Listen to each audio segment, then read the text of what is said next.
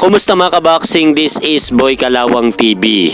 So kanina lang po mga idol, tinanggap na ni WBO and the Ring World Junior Welterweight Champion the takeover Teofimo Lopez ang matagal na nahamon ni WBC World Lightweight Champion Shakur Stevenson na magslaban sila sa ibabaw ng lona.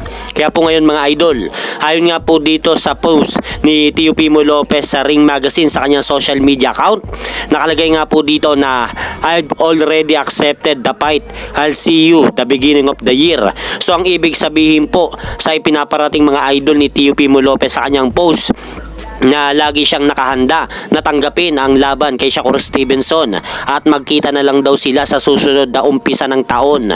So mga early 2026 nga po ito mga idol.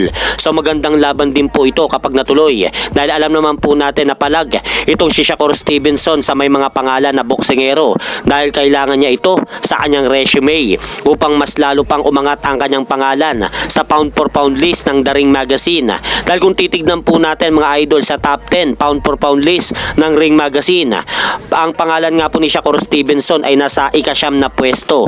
So kapag tinalo nga po yan ni Shakur Stevenson itong si Teofimo Lopez sa laban, ay paniguradong aangat ang pangalan ni Shakur Stevenson sa top 10 pound for pound list ng Ring Magazine. Kaya magandang laban din po yan. At sa kabilang banda naman po mga idol, may lumabas na rumors na gustong ipalaban ni Floyd Mayweather itong kanyang protege na si undefeated lightweight prospect Cormel Moton kay WBA Super Featherweight Champion Lamont Roach Jr.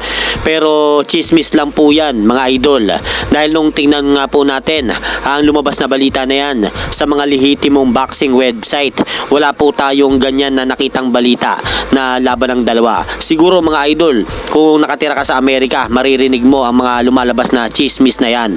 Pero sa ngayon mga idol, maituturing po nating rumors lang po yan, lumalabas na balita na yan.